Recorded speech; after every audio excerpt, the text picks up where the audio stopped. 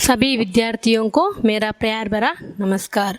आज की कक्षा में आप सबको स्वागत करती हूँ। आप सब ने नोट्स की तैयारी की होगी। अगर आपको डाउट है तो उसे छोड़कर आगे लिखना है।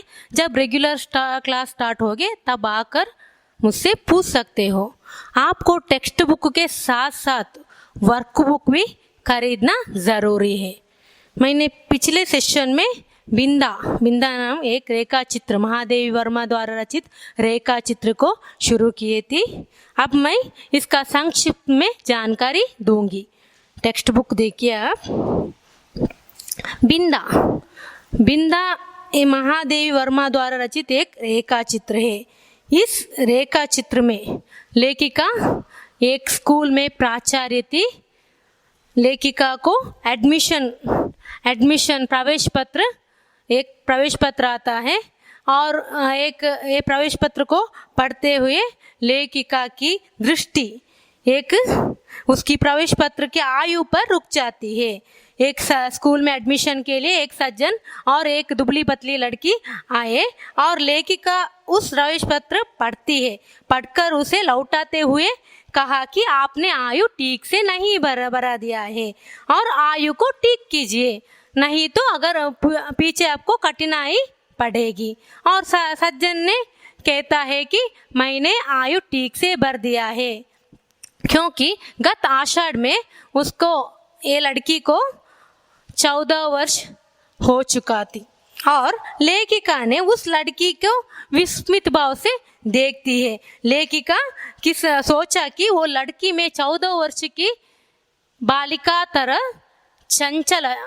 चंचलता भी नहीं थी, उत्सुकता भी नहीं थी और 9 वर्ष की बालिका तरह चंचलता भी नहीं थी। और लेखिका ने आगे सज्जन से प्रश्न पूछने से पहले सज्जन कहता है कि वो मेरी दूसरी पत्नी, वो सौतेली माँ की, और उसके बारे में आप जानते ही होगी उसके व्यवहार कैसे होते हैं।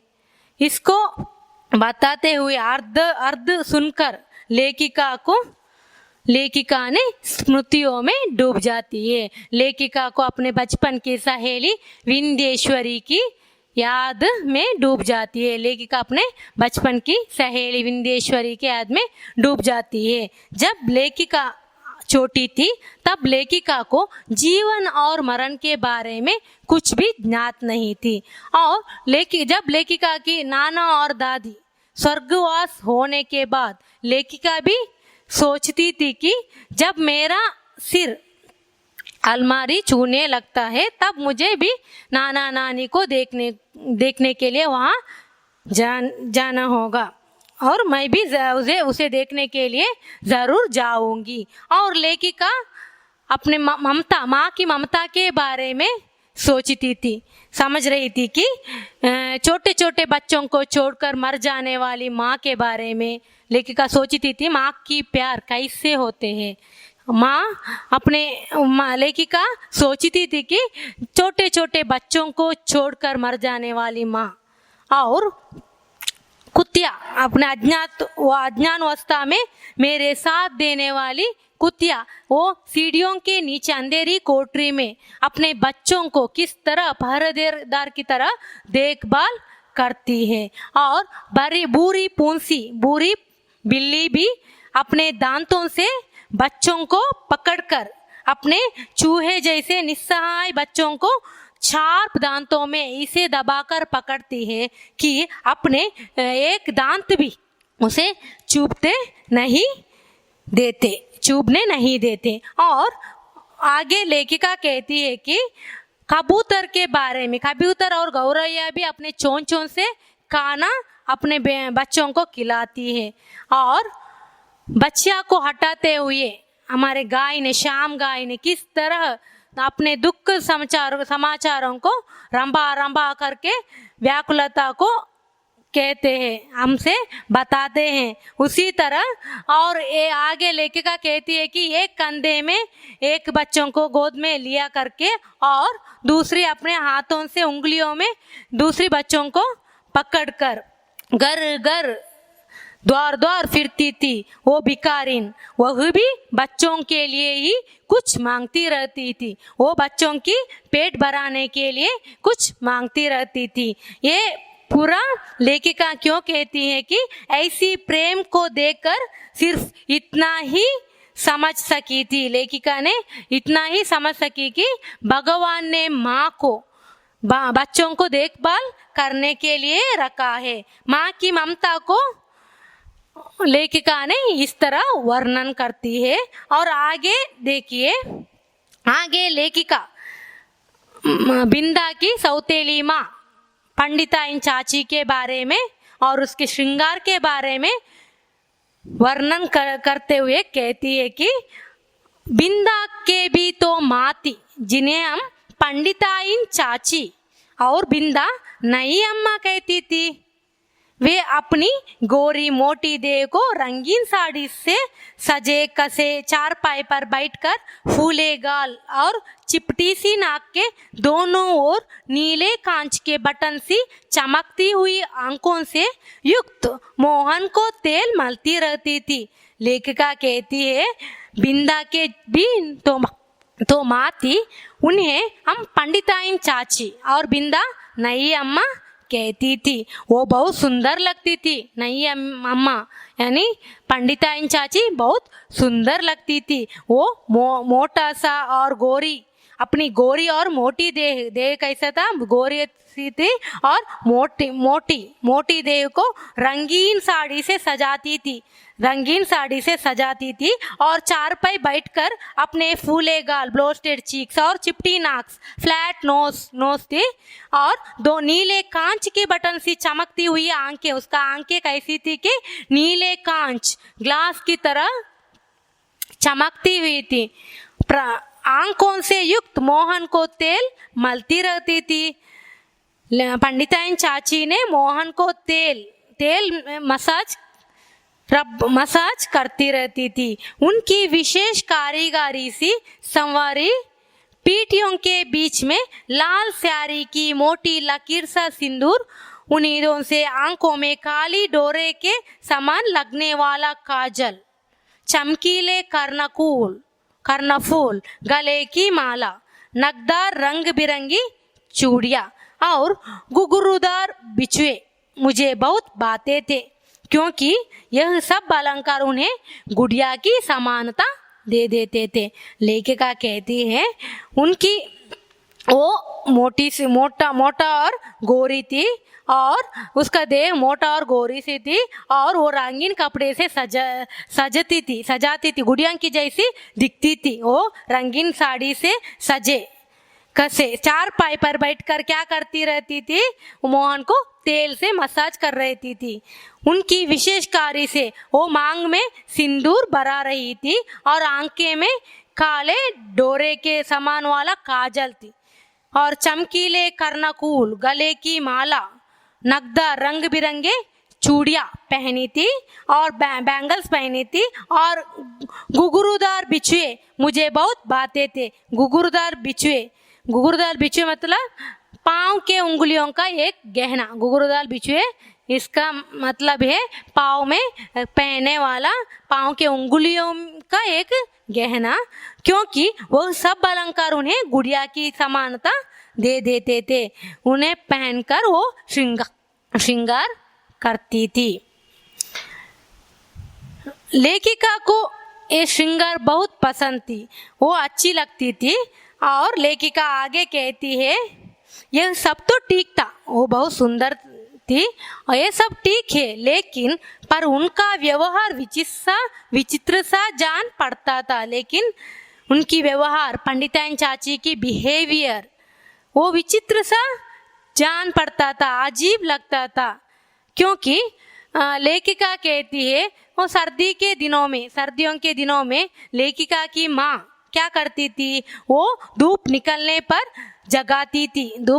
पर लेखिका को जगाती थी और गर्म पानी पीने को देती थी और गर्म पानी से हाथ मुंह धुलाकर वो मोज यानी शूज, सॉक्स और जूते और ऊनी कपड़ों से सजाती थी।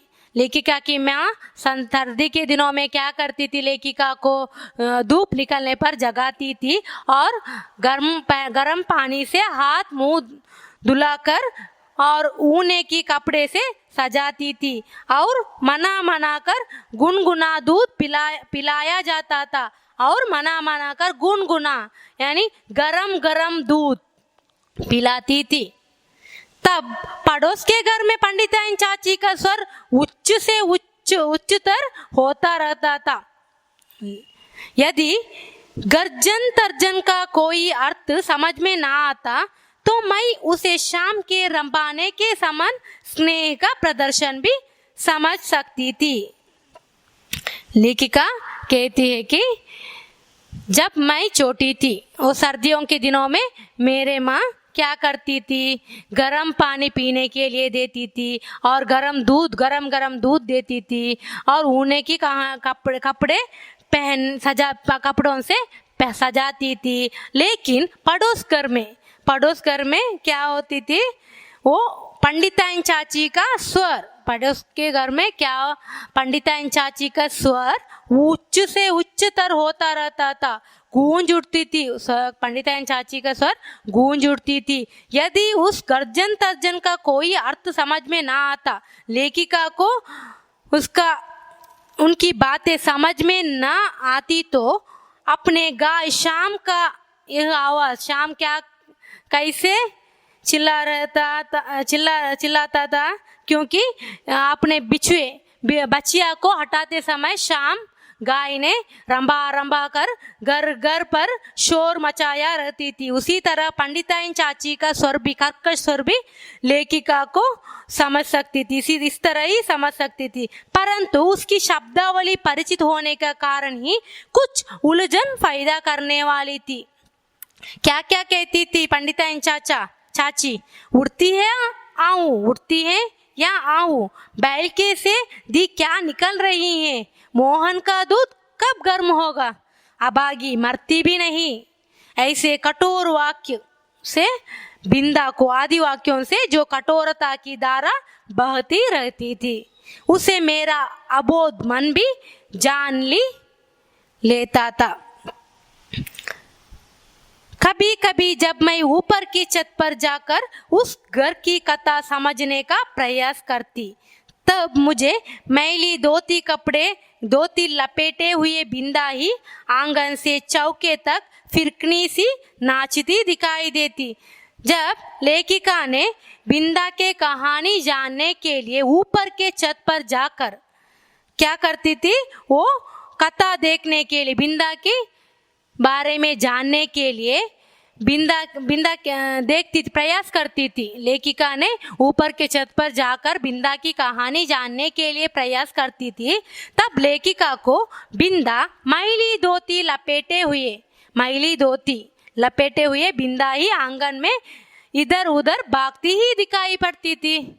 उसका कभी झाड़ू देना, कभी बिंदा क्या क्या काम करती थी, कभी झाड़ू देती थी, कभी आग जलाती थी, कभी आंगन के नल से कलसी में पानी भरती थी, कभी नई अम्मा को दूध का कटोरा देने जाती थी।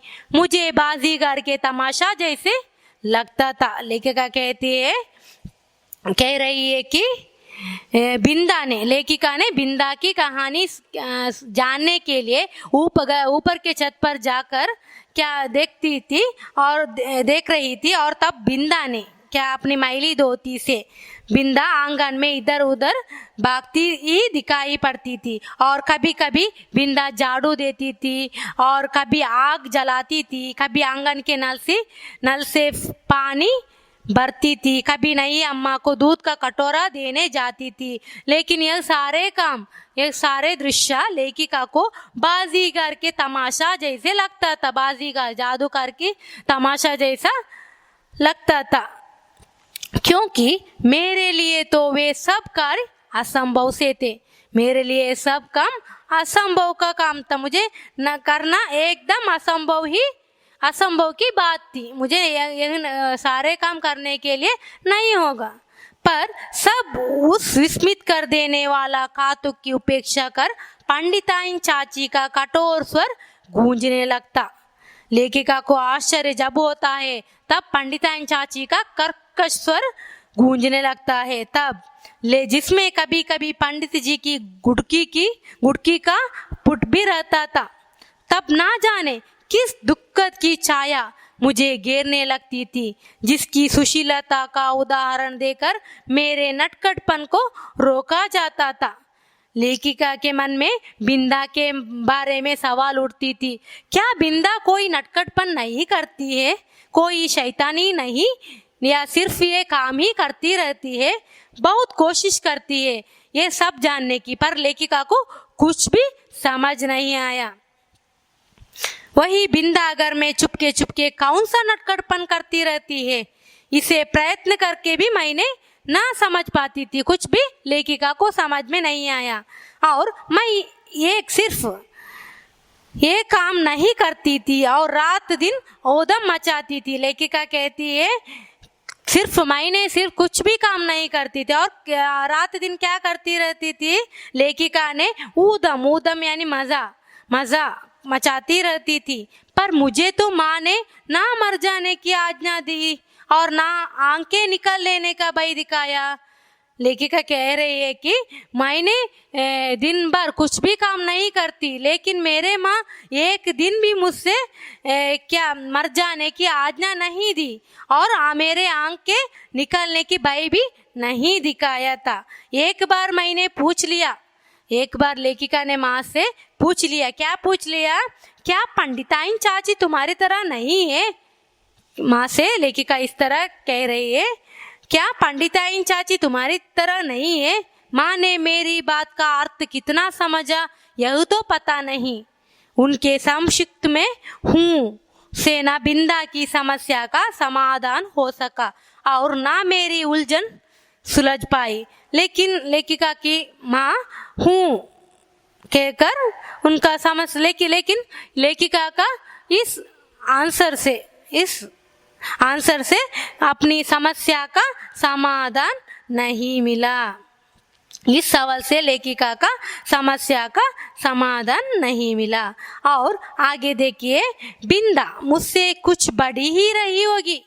लेखिका कहती है बिंदा मुझसे बड़ी ही रही होगी, परंतु उसका नाटापन देखकर ऐसा लगता था मानो किसी ने ऊपर से दबाकर उसे कुछ छोटा कर दिया है। बिंदा लेखिका से कुछ बड़ी ही रही होगी, परंतु उसका नाटापन देखकर ऐसा लगता था कि मानो किसी ने ऊपर से दबा दिए हो और उसे कुछ छोटा कर दिया है। 2 पैसों में आने वाली कंजड़ी के ऊपर चढ़ी हुई झिल्ली के समान पतले चर्म से मढ़े और भीतर के हरी हरी नसों की झलक देने वाले उसके दुबले हाथ पैर ना जाने किस अज्ञात भय से अवसन्न रहते थे। कहीं से कुछ आहट होते ही उसका विचित्र रूप से चौंक पड़ना और पंडिताइन चाची का स्वर कान में पड़ते ही उसके सारे शरीर का तरतरा उठना मेरे विस्मय को बढ़ा ही नहीं देता था, प्रत्यय उसे भय में बदल देता था। लेखिका कहती है वो दुबली पतली सी लड़की क्या करती थी, वो 2 पैसों में आने वाले कंजरी के ऊपर चढ़ी हुई झिल्ली के समान वो पतले थी और चर्म से मढ़े और भीतर की हरी हरी नसों नर्व्स की झलक देने वाले उसके दुबले हाथ थी और पैर ना जाने किस अज्ञात भय से घबराई रहती थी। कहीं से कुछ आहट होते ही उसका विचित्र रूप से चौंक पड़ना, एकदम ही वो डर जाती थी और पंडिताइन चाची का स्वर कान में पड़ते ही उसके सारे शरीर का तरतरा उठना, सारे शरीर भयभीत से कांपने लगता था, मेरे विस्मय को बढ़ा ही नहीं देता था, प्रत्यय उसे भय में बदल देता था। और बिंदा की आंखों तो मुझे पिंजरे मतलब पिंजर में बंद चिड़िया का याद दिलाती थी। लेखिका कह रही है कि बिंदा किस तरह सौतेली माँ से किस प्रकार डरती थी, सौतेली माँ से बिंदा किस प्रकार डरती थी, उसे महादेव वर्मा इस तरह हमको समझिए और आगे देखिए। एक बार जब 2-3 करके तारे गिनते गिनते उसने एक चमकीले तारे की ओर उंगली उठाकर कहा, वह रही मेरी अम्मा। तब तो मेरे आश्चर्य का ठिकाना ना रहा। क्या सबकी एक अम्मा तारा में होती है और एक घर में? पूछने पर बिंदा ने अपने ज्ञान कोश में से कुछ कण मुझे दिए और तब मैंने समझा कि जिस अम्मा को ईश्वर बुला लेता है वह तारा बनकर ऊपर से बच्चों को देखती रहती है, और जो बहुत सज धज से घर में आती है वह बिंदा की नई अम्मा जैसी होती है। मेरी बुद्धि सहज ही पराजय स्वीकार करना नहीं जानती। इसी से मैंने सोचकर कहा, तुम नई अम्मा को पुरानी अम्मा क्यों नहीं कहती? फिर वे ना नई रहेंगी और ना डांटेंगी। एक बार लेखिका और बिंदा वो छत पर थे, दोनों छत पर थे। रात के समय दोनों छत पर थे। वो बच्चों का आदत क्या है, तारे गिनना। वो तारे गिनते गिनते उसने एक चमकीले तारे को देखकर उंगली उठाकर कहा, बिंदा ने एक चमकीले तारों को देखकर उंगली उठाकर कहा, क्या कहा? वह रही मेरी अम्मा, वह रही मेरी अम्मा। तब तो मेरे आश्चर्य का ठिकाना ना रहा। इस वाक्य लेखक ने लेखिका में क्या आश्चर्य में डाल दिया। यह वाक्य लेखिका को आश्चर्य में डाल दिया। वो सोचती है, क्या सबके पास 2 माँ होती, 2 माँ होती है?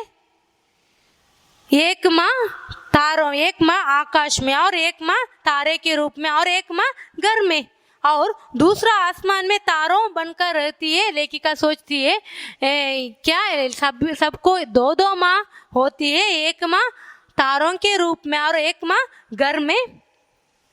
और तब मैंने समझा कि जिस अम्मा को ईश्वर बुला लेता है, ईश्वर अपने पास बुला लेता है, वह तारा बनकर ऊपर से बच्चों को देखती रहती है। जिस माँ को भगवान ने बुला लेता है वो तारा बनकर आकाश में ऊपर आसमान में बच्चों को देखती रहती है, और जो बहुत सज धज से घर में आती है, वो बहुत श्रृंगार करके घर में आती है, वो बिंदा की नई अम्मा जैसी होती है। लेखिका समझ में नहीं अर्थ मिला, लेकिन समझ में नहीं आया और मेरी बुद्धि सहज ही पराजय स्वीकार करना नहीं जानती। इसी से मैंने सोचकर कहा, तुम क्यों नई अम्मा को पुरानी अम्मा क्यों नहीं कहती? फिर वे ना नहीं रहेंगी और ना डांटेंगी। बिंदा को मेरा उपाय कुछ जंचा नहीं, क्योंकि वह तो अपनी पुरानी अम्मा को खुली पालकी में लेटकर जाते और नई अम्मा को बंद पालकी में बैठकर आते देख चुकी थी। अतः किसी को भी पदच्युत करना उसके लिए कठिन था। बिंदा को मेरा सुझाव यानी उपाय, मेरा आइडिया पसंद नहीं आया। बिंदा को लेखिका क्या आइडिया लेखिका कहती है, तुम क्यों अपने नई अम्मा को पुरानी अम्मा नहीं कहती? फिर वे नई अम्मा पुरानी अम्मा बन जाएगी और वो तुम्हें ना डांटेगी। लेकिन ये आइडिया बिंदा को कुछ भी थोड़ा भी पसंद नहीं आया, और क्योंकि वह तो अपनी पुरानी अम्मा को खुली पालकी यानी पल्लक की खुली पालकी में लेट कर जाते देखा था और नई अम्मा को बंद पालकी में लेट कर आते देखा था, और अपन ने अपने पुरानी अम्मा को खुली पालकी में लेट कर यानी शव यात्रा लेट कर जाते देखा था और नई अम्मा को बंद पालकी में आते देखी थी, और किसी को भी पदच्युत करना उसके लिए कठिन था। इतना आसानी से कैसे अपने माँ के जगह किसी और को दे दो, इस तरह ये मुश्किल का काम है। पर उसकी कथा से मेरा मन तो सचमुच आकुल हो उठा।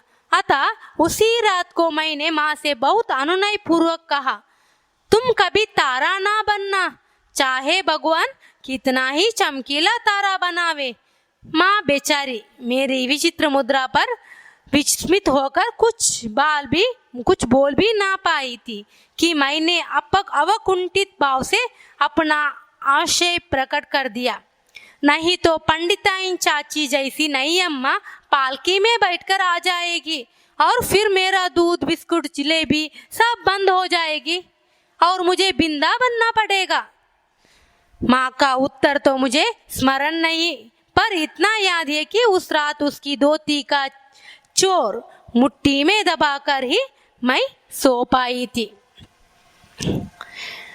पर लेखिका कहती थी कि मुझे उसकी कथा से मेरा मन तो सचमुच आकुल हो उठा। उसी रात को मैंने माँ से बहुत अनुनय पूर्वक कहा। माँ से लेखिका ने अनुनय पूर्वक से कहा, क्या कहा? तुम कभी तारा ना बनना, तुम कभी बिंदा की पुराने अम्मा की जैसा तारा ना बनना। चाहे भगवान कितना ही चमकीला तारा बनावे, भगवान कितना ही चमकीला तारे तुम्हें बनाता है, लेकिन तुम कभी तारा ना बनना। माँ बेचारी मेरी विचित्र माँ को कुछ समझ में नहीं आई और माँ ने अपकुंठित भाव से अपना आशय और लेखिका ने अपकुंठित भाव से अपना आशय प्रकट कर दिया। अगर तुम तारा बन जाएगी तो पंडिताइन चाची जैसी नई अम्मा पालकी में बैठकर आ जाएगी। अगर तुम तारे बन जाओगी तो पंडिताइन चाची जैसे नई अम्मा पालकी में बैठकर आ जाएगी और फिर मेरा दूध बिस्कुट जलेबी सब बंद हो जाएगी और मुझे बिंदा बनना पड़ेगा। माँ का उत्तर तो मुझे स्मरण नहीं, याद नहीं। माँ के उत्तर मुझे याद नहीं, पर इतना याद है कि उस रात उसकी धोती का एंड, चोर मतलब एंड, मुट्ठी में दबाकर, मुट्ठी में कस के पकड़कर ऐसी ही सोई। बिंदा के अपराध तो मेरे लिए अज्ञात थे। बिंदा के अपराध लेखिका के लिए अज्ञात थी। और आगे की कक्षा में रिमेनिंग सेशन को कंप्लीट करती हूँ।